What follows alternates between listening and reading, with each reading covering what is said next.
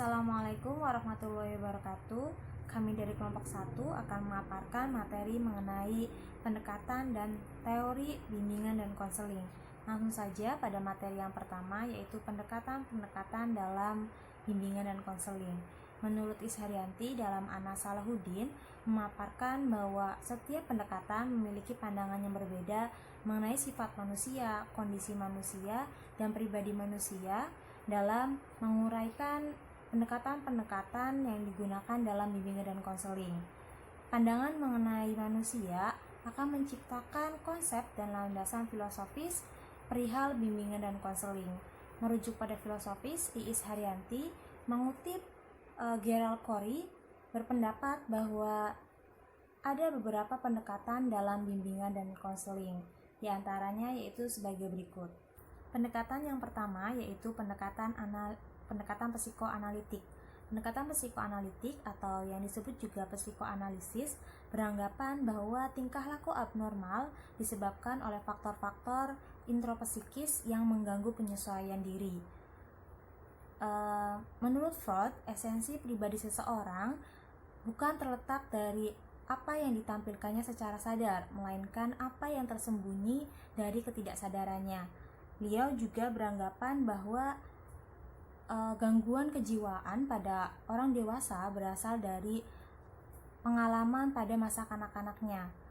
Maka dari pengertian tersebut dapat ditarik kesimpulan bahwa pendekatan psikoanalisis ini merupakan sebuah teknik atau metode penyembuhan yang dilakukan oleh terapis dengan menggunakan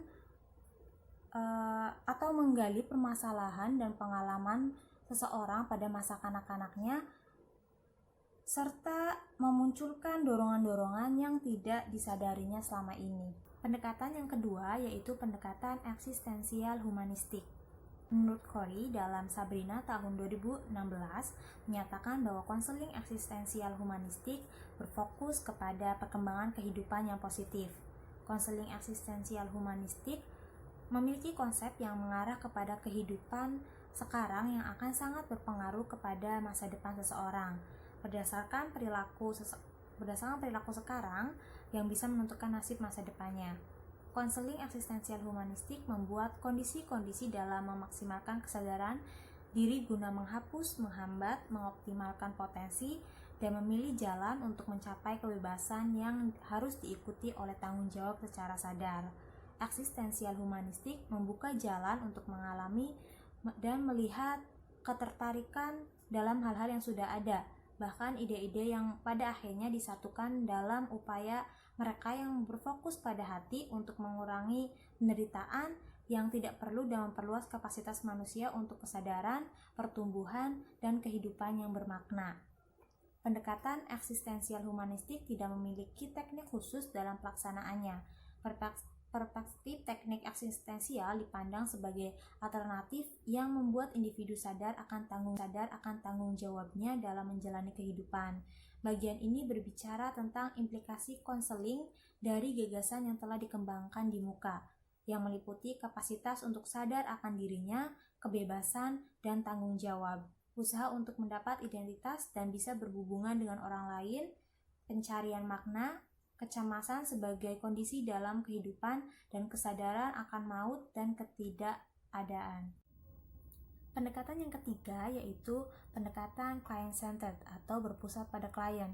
Menurut Roger, beliau mengemukakan bahwa mengembangkan terapi yang berpusat pada klien merupakan sebuah reaksi terhadap apa yang disebutnya keterbatasan-keterbatasan dalam psikoanalisis.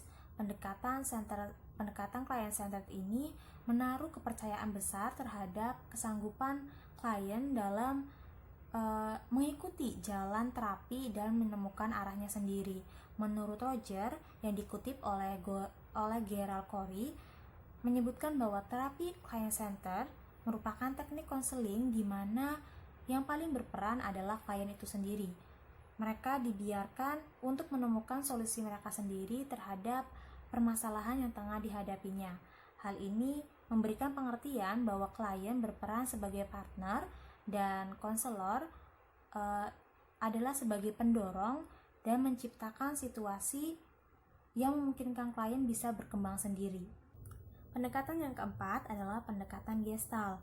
Pendekatan Gestalt memandang bahwa tidak ada yang ada kecuali sekarang, yang berarti masa lalu telah pergi dan masa depan belum dijalani. Oleh karena itu, yang menuntaskan segala permasalahan yang dialami oleh manusia adalah masa sekarang, here and now. Lebih lanjut, menurut Peirce, sebagai yang dikutip oleh Corey, individu yang menyimpang dari saat sekarang dan menjadi terlalu terpaku pada masa depan, maka mereka mengalami kecemasan yang menjadikannya sebagai kesenjangan antara saat sekarang dan kemudian. Maka dalam prakteknya, konselor diarahkan untuk membantu konseli kontak dengan saat sekarang dengan menggunakan pertanyaan apa dan bagaimana, bukan menggunakan pertanyaan mengapa. Misalnya, apa yang sedang Anda alami sekarang saat Anda duduk di sana dan mencoba berbicara. Jadi dalam hal ini, apabila konseli berbicara tentang masa lalunya, maka konselor meminta konseli agar membawa masa lalunya ke sana sekarang dengan menjalani seolah-olah masa lalunya sedang terjadi pada saat ini. Hal ini diyakini oleh beliau bahwa kebanyakan orang yang cenderung bergantung kepada masa lampau untuk membenarkan ketidaksediaan dan ketidakmampuannya memikul tanggung jawab atas dirinya sendiri. Selanjutnya yaitu pendekatan analisis transaksional. Pendekatan analisis transaksional terdiri dari dua kata, yaitu analisis dan transaksional. Analisis berarti pengujian sesuatu secara detail agar lebih memahami atau agar dapat menarik kesimpulan dari hasil pengujian tersebut. Sedangkan transaksional merupakan unit pokok dari sebuah hubungan sosial. Dengan demikian, analisis transaksional merupakan metode yang digunakan untuk mempelajari interaksi antar individu dan pengaruh yang bersifat timbal balik yang merupakan gambaran kepribadian seseorang. Analisis interaksional merupakan pendekatan behavior kognitif yang berasumsi setiap pribadi memiliki potensi untuk memilih dan mengarahkan ulang nasibnya sendiri. Selanjutnya yaitu pendekatan tingkah laku. Menurut aliran behavioral, tingkah laku sepenuhnya ditentukan oleh aturan-aturan bisa diramalkan dan bisa dikendalikan. Konseling behavioral merupakan konseling yang didasari pada upaya perubahan perilaku. Perilaku dalam pandangan ini dibentuk berdasarkan hasil dari segenap pengalamannya, berupa interaksi individu dengan lingkungan sekitar. Dengan demikian, perilaku manusia terbentuk dari stimulus yang diterimanya dari lingkungan. Selanjutnya yaitu pendekatan rasional emotif. Merupakan suatu pendekatan yang membantu memecahkan masalah-masalah yang disebabkan oleh pola pikir yang bermasalah dengan mengubah pikiran irasional menjadi pola pikir yang rasional agar menjadi pribadi yang lebih baik dan mampu untuk berpikir secara rasional. Yang terakhir yaitu pendekatan realitas. Pendekatan realitas merupakan pendekatan modifikasi tingkah laku, yang mana tingkah laku ini difokuskan pada perasaan dan tingkah laku saat ini, serta fokus pada masa depannya. Saya Alfia, perwakilan dari kelompok 1 mata kuliah bimbingan konseling. Saya akan melanjutkan teori mengenai bimbingan dan konseling. Yang pertama yaitu ada sumber-sumber teori. Teori bimbingan dan konseling diciptakan dari landasan filosofis tentang hakikat manusia, teori-teori kepribadian, teori-teori perkembangan, pemahaman sosioantropologik, kultural, serta nilai dan keyakinan. Teori bimbingan dan konseling ini pada akhirnya harus merupakan personal theory atau worldview dari konselor merefleksikan keterpaduan antara aspek kepribadian atau profesi sebagai kebutuhan. Kemudian yang kedua yaitu ada model-model teori bimbingan konseling.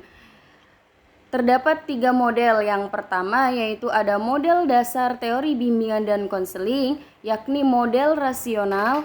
Yang kedua model kognitif, dan yang ketiga model perilaku atau behavioral.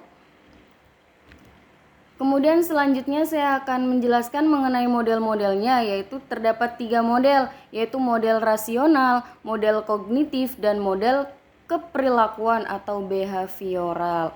Yang pertama yaitu model rasional.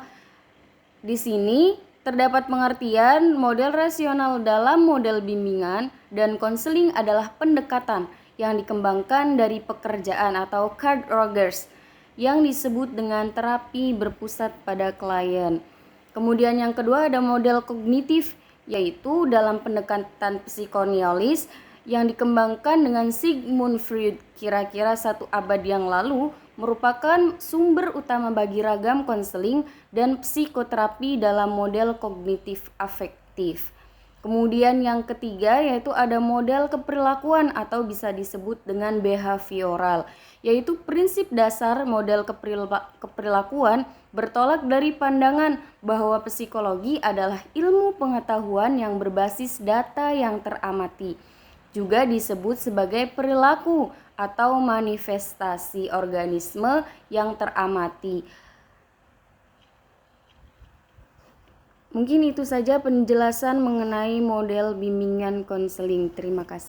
Selanjutnya yaitu ada model-model teori bimbingan dan konseling. 3 model dasar teori bimbingan dan konseling yakni model rasional, model kognitif, dan model perilaku. Kita jelaskan yang pertama yaitu model rasional. Model rasional dalam model bimbingan dan konseling adalah pendekatan yang dikembangkan dari pekerjaan Carl Rogers yang disebutkan dengan terapi berpusat pada klien. Kedua yaitu model kognitif, teknik Talkinger. Dalam pendekatan psikoanalisis yang dikembangkan Sigmund kira-kira 1 abad yang lalu merupakan sumber utama bagi ragam konseling dan psikoterapi.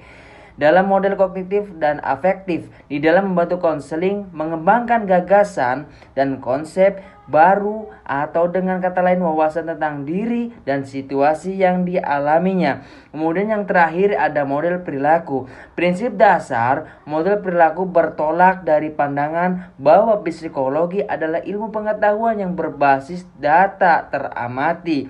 Yang disebut perilaku adalah manifestasi organisme yang teramati.